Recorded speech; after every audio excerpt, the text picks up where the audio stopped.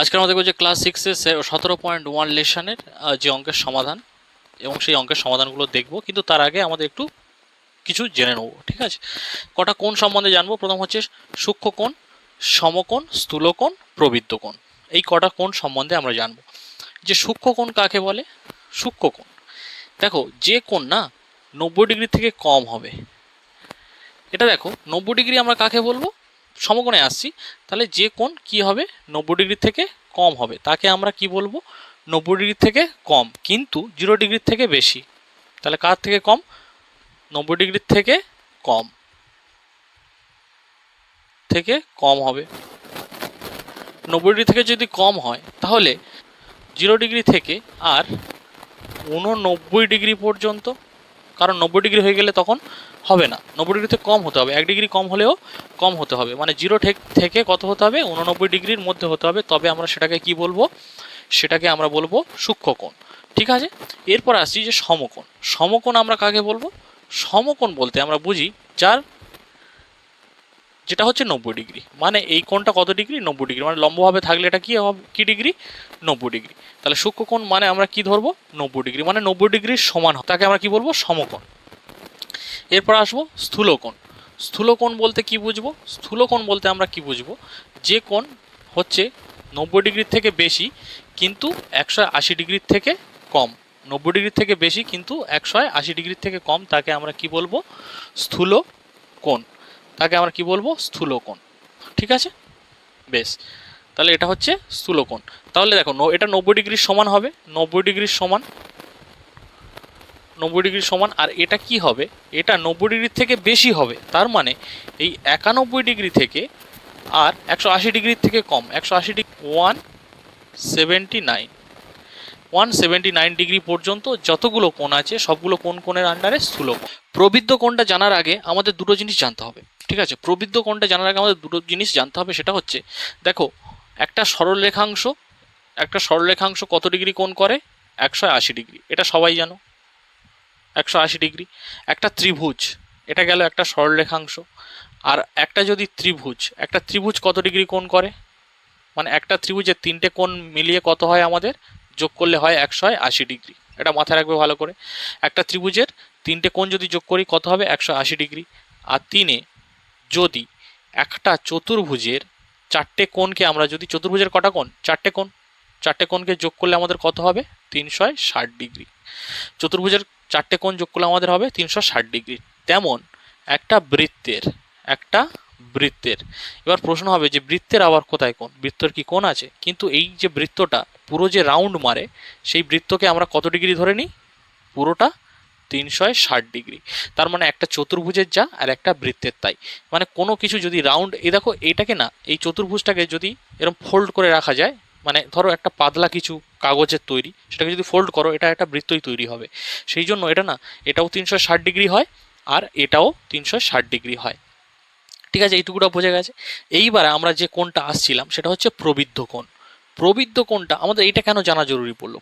প্রবৃদ্ধ কোণটা হচ্ছে, ধরো আমাদের একটা কোণ বলে দিল যে এটা ধরো, ধরো আমাদের 100 ডিগ্রি, এইটা ধরো আমাদের কত ডিগ্রি? 100 ডিগ্রি। 100 ডিগ্রি কোণ বলছে, এর প্রবৃদ্ধ কোণ কত? এর প্রবৃদ্ধ কোণ না, ঠিক এর উল্টোটা হয়, এর উল্টোটা, এই উল্টোটা হচ্ছে কি? প্রবৃদ্ধ কোণ। তাহলে এর প্রবৃদ্ধ কোণ যখন বের করব, দেখো এই যে এইটা পুরোটা যোগ করলে কত হয়? 180। আর এইটা পুরোটা দেখো, এটা যদি পুরোটা ঘোরা যায় তাহলে এটা বৃত্ত তৈরি হচ্ছে না? একটা বৃত্ত তৈরি হলে কত হয়? 360 ডিগ্রি। তাহলে আমাদের যে কোণটার পরিপ্রেক্ষিতে যা প্রবৃদ্ধ কোণ চাইবে, তাহলে আমরা কি করব? 360 থেকে বাদ দিয়ে দেবো। তার মানে 100 ডিগ্রির প্রবৃদ্ধ কোণ কত হবে? 360 ডিগ্রি মাইনাস 100 কত হয়ে যাবে? 260। এটা কি হয়ে যাবে?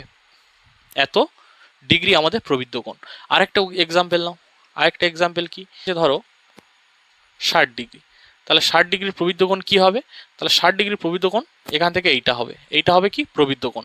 তাহলে আমি কি বলেছি? কিচ্ছু করবে না, ডাইরেক্ট 360 থেকে 60 কি করবে? বাদ দিয়ে দেবে, দিলে হয়ে যাবে 300 ডিগ্রি। এইটাই হবে কি?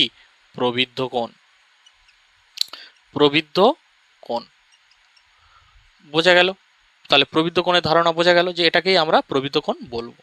ঠিক আছে। এরপরে আমরা দেখবো পূরক কোণ কাকে বলে আর সম্পূরক কোণ কাকে বলে। পূরক কোণ বলতে কি বুঝবো, যে যদি যদি একটা ধরো এই 90 ডিগ্রি কোণ আছে, যদি দুটো কোণকে যোগ করে আমাদের 90 ডিগ্রি হয়, মানে এটা ধরো 1 নম্বর কোণ, এটা ধরো 1 নম্বর কোণ, আর এটা ধরো 2 নম্বর কোণ। এই 2 নম্বর কোণ যদি দুটো যোগ করে আমাদের কত ডিগ্রি হয়, 90 ডিগ্রি হয়, তাহলে একে অপরের কি কোণ, পূরক কোণ।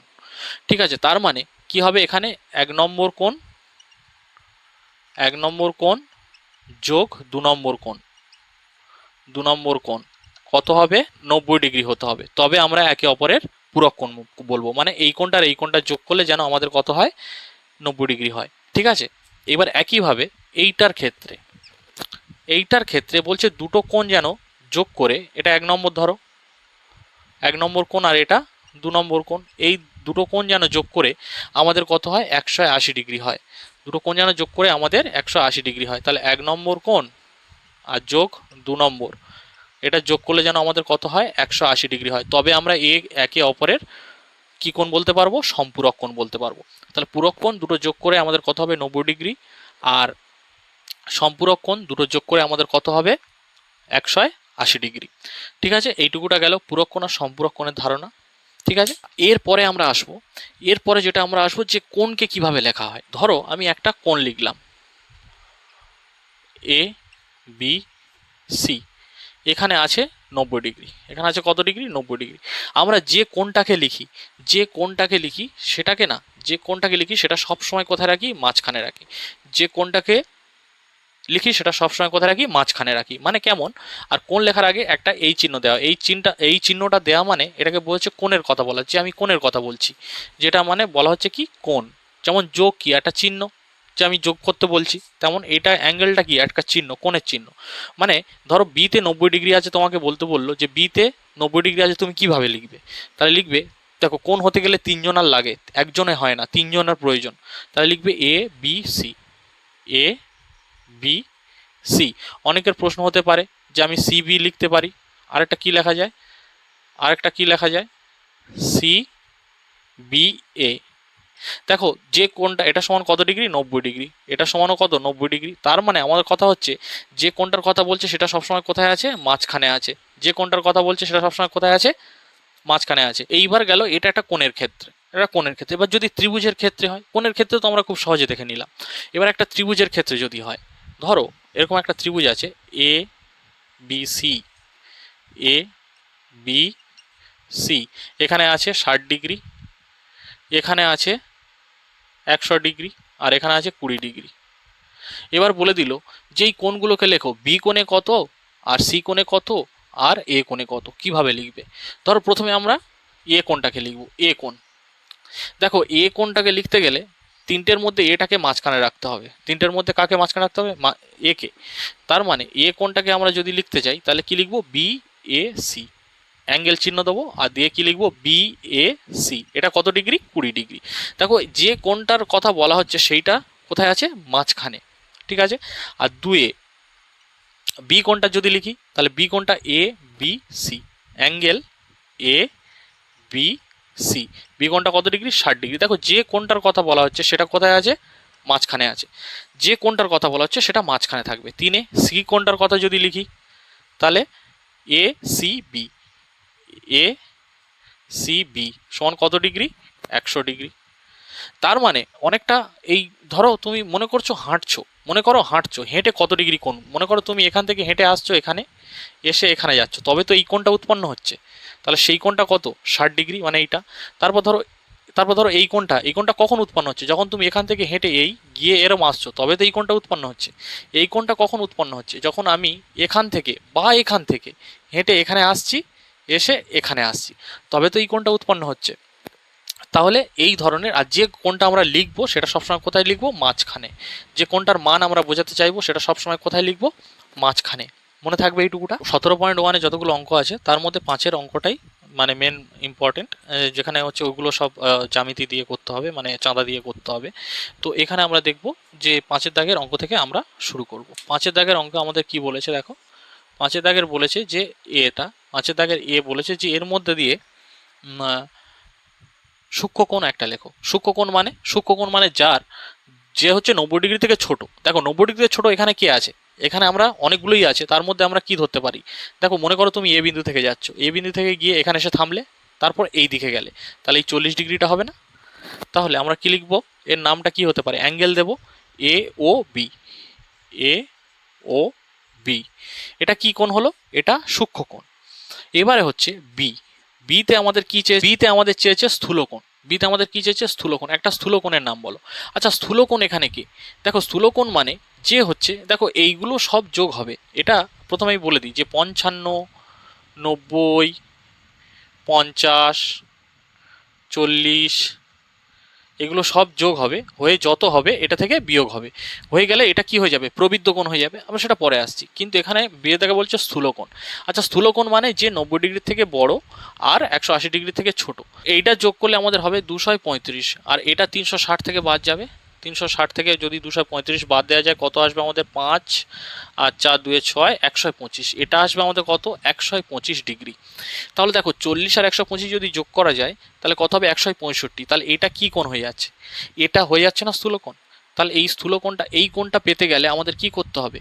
বি বিন্দুতে আসতে হবে আর ইতে যেতে হবে, মানে বি ও ই। তাহলে স্থূলকোণ আমাদের কি পেলাম আমরা? বি ও ই। তারপরে সিতে আমাদের কি বলছে? সমকোণ। দেখো এখানে 90 ডিগ্রি অলরেডি বলে দেওয়া আছে, তাহলে এই সিতে এসো, এখানে দাঁড়াও, আবার এখানে এসো, মানে সি ও ডি। অ্যাঙ্গেল সি ও ডি হচ্ছে কি? সমকোণ। ঠিক আছে। তারপরে ডিতে, ডিতে এসো, দেখো সরল কোণ মানে কি? সরল রেখা এ ও ডি, এ ও ডি। আর ইতে এসো, ইতে কি বলছে? ইতে বলছে প্রবৃদ্ধ কোণ। প্রবৃদ্ধ কোণ মানে দেখো এইটা প্রবৃদ্ধ কোণ একমাত্র কে আছে? এ ও ই।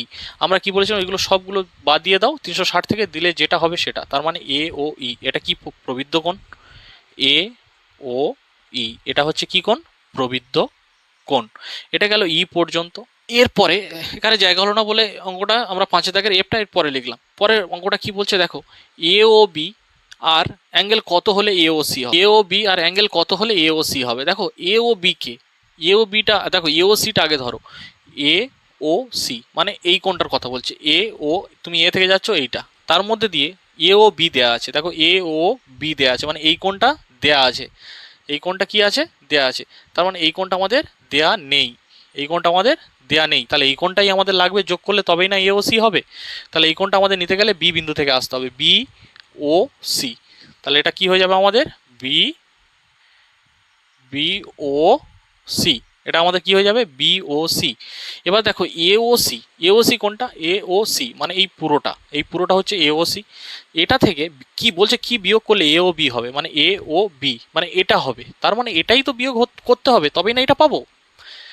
মানে এই 40টা বাদ দিতে হবে এর থেকে, তাহলে বি ও সি বিয়োগ করতে হবে। কি বিয়োগ করতে হবে?